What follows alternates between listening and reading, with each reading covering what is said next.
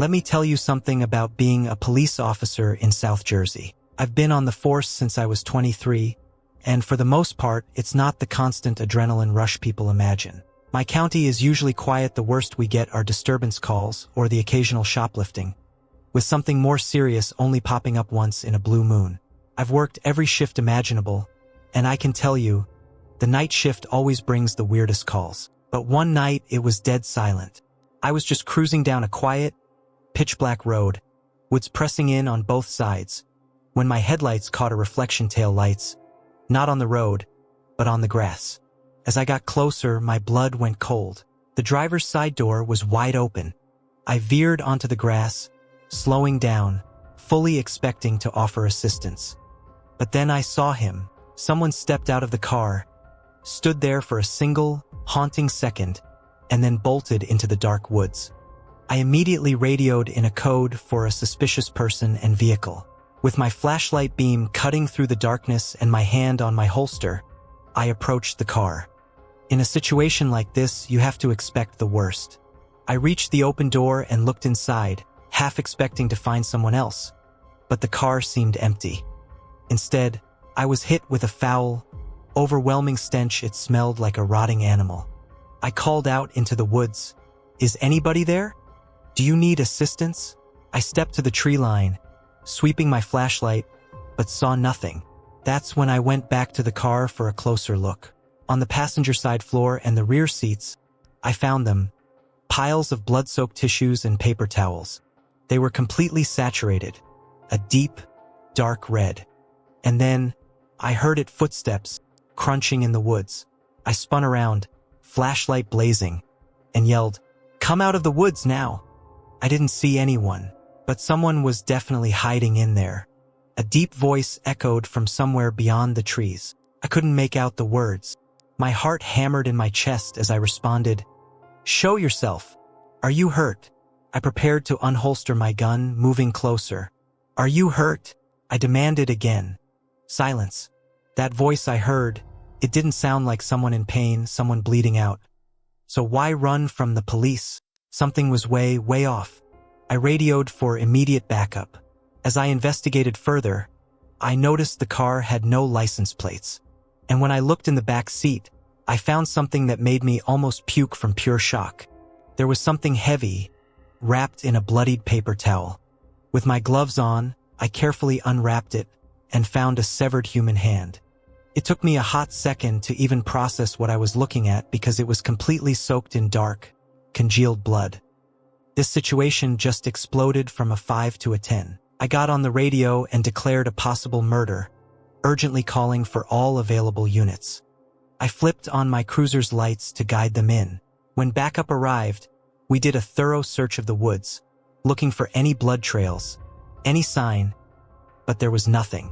No trails leading from the car, which meant the hand and the bloody tissues might not have even belonged to the person I saw run into the woods. We brought in the canine unit. They searched for hours well past dawn. Nothing. The vehicle was impounded. It had been reported stolen by a resident in a nearby town who claimed he had no idea who took it. They collected fingerprints from the steering wheel and ran DNA on the hand. And the result? Not a single match to anybody in the system. To this day, there has never been any progress. We never found out who was driving that car, or whose severed hand I was left holding in the dark.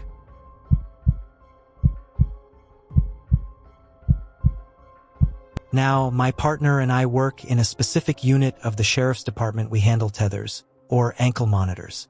One night, we were tracking someone who had absconded from the program, and her last known location led us to a shady part of the county. Most stops aren't routine, but this one was unsettling from the very first second. My partner walked up to the front door while I held position at the side of the house, covering him and the perimeter. After we knocked, we heard movement inside. The door creaked open, and a middle-aged woman slowly peered out. But she didn't look at my partner at the door. No, she looked directly at me, and there was no way she could have known I was there. I was completely out of view from any window. That was the first red flag.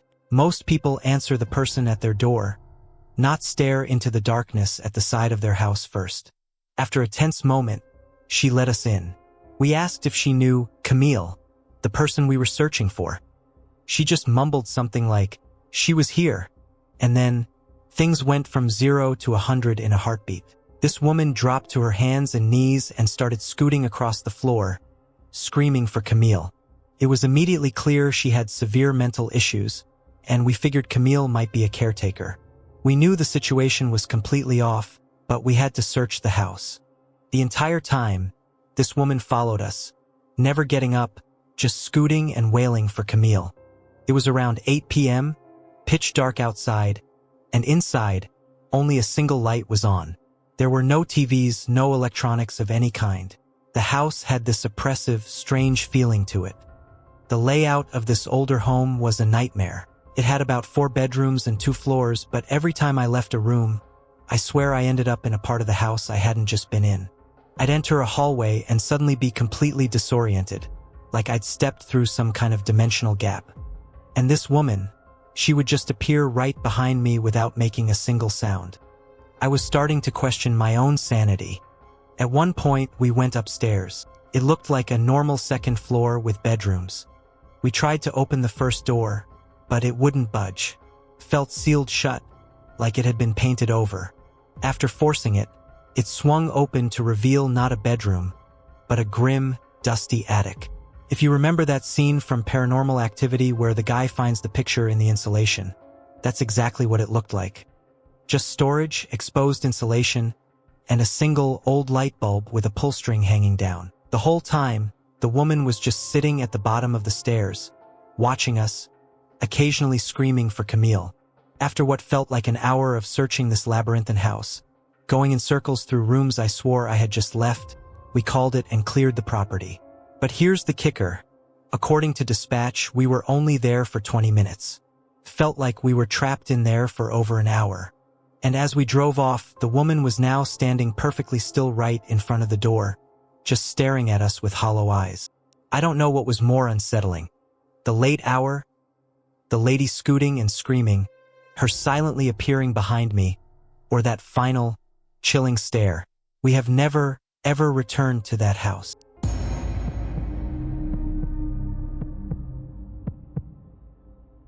My family and I lived in the middle of Georgia. Not many stories come out of that area, and this one is the reason we're glad about that.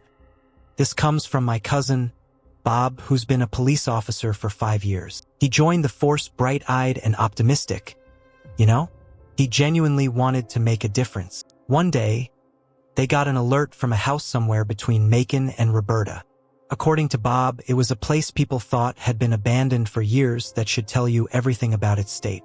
When they arrived, an older gentleman was sitting on the front steps, his hands in his pockets.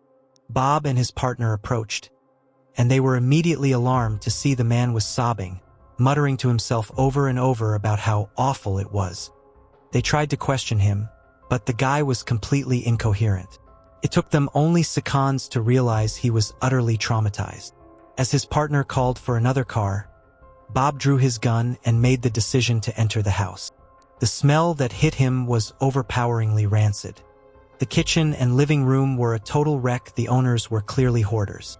Pots and pans were stacked to the ceiling, spoiled food covered the tables, and takeout containers were scattered everywhere. Following procedure, Bob called out, "Hello? Police!" Silence. He told me that even with all his training, his heart was already pounding in his ears. With his gun at the ready, he cleared the living room and made his way down a hall where the smell became so much worse. Just as it became unbearable, he covered his mouth, opened a door to what he thought was a bedroom, and froze. In the bed were 2 corpses, their skin a sickening gray, covered in a shifting, buzzing blanket of flies. Despite the churning in his stomach, Bob forced himself to go in for a closer look, a decision he's regretted ever since. One corpse was male, the other female. The skin on their faces was already sloughing off, and flies were landing on their eyeballs, crawling in and out of their open mouths. And then Bob's world shattered. He saw the female corpse was holding something, a smaller body, an infant. He stood there, horrified, until a large cockroach crawled out of the dead infant's mouth. That was the final straw. Bob ran outside, tumbled down the steps, and threw up his lunch right there. When other units arrived, they pieced the story together. The sobbing man was a friend of the deceased. They had worked together at a peach packing company, and when the man didn't show up for over a week, he went to check on him. The official story was a devastating spiral. The wife and husband had gotten addicted to opioids after an operation, which grew into a heroin addiction. Their young daughter had died from pure neglect. When the parents discovered their baby was dead, they completely broke and injected enough heroin to kill themselves twice over. Bob is still on the force, but that call broke something in him. He started drinking too much, and though he's in therapy and has his drinking under control now, he tells me he still has nightmares. And in those nightmares, he says, the baby is still crying.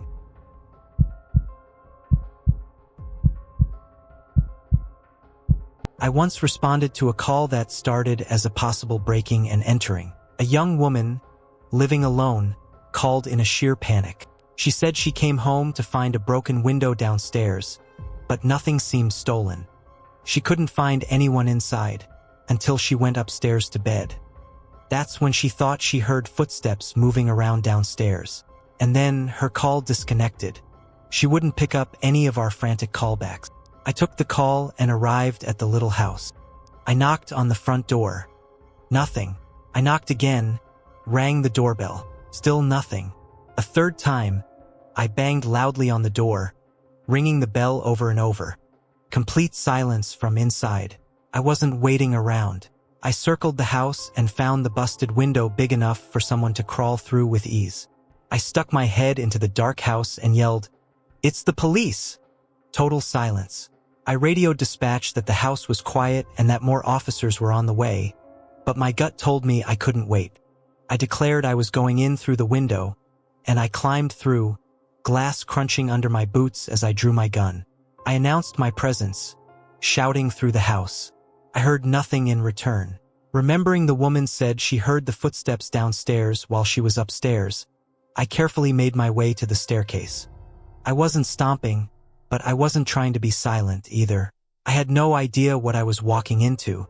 "Ma'am, it's the police officer, are you here?" I called out. Then, I heard a soft, trembling female voice from upstairs. "Yes." I followed the voice to a bedroom and saw her, sitting up in her bed, the covers pulled up to her chin. She looked at me, and I asked if she was okay. "I'm fine," she said, but her voice had a distinct tremor. I kept the lights off, the moonlight illuminating her face enough for me to see the pure distress in her eyes. I told her I was responding to her call and asked why she hung up. She stuttered, "No one is here." And that's when I caught on. This was a code. I glanced at the closet and made a slight head nod. She very subtly shook her head. "No." My eyes then dropped to the space under the bed, and I pointed. She shook her head, yes. The pressure was immense, 1,000 pounds on my chest. I had to think fast. The best idea I had on the spot was to say, "All right, ma'am. I just need you to sign this report form stating that I was here and there was nothing unusual." She said, "Okay," and got up. The second she was close enough, I grabbed her, pushed her out of the room and into the hallway, then spun back, drew my gun, and yelled into the darkness, "Come out from under the bed!" Hands first. My heart was in my throat as I saw a dark figure slowly emerge from under the bed. Hands came out first, followed by the distinct clank of a gun hitting the floor. A middle-aged man, dressed head to toe in black, came out with his hands up. I arrested him on the spot and hauled him outside, just as other officers were pulling up. We later learned the woman hung up when the intruder came upstairs. He heard her on the phone and held her at gunpoint. When I was ringing the bell, instead of running, he hid under the bed and threatened to shoot her if she made a sound. I'm just glad I was able to read the situation in time, because it could have ended in so many different terrible ways if I hadn't.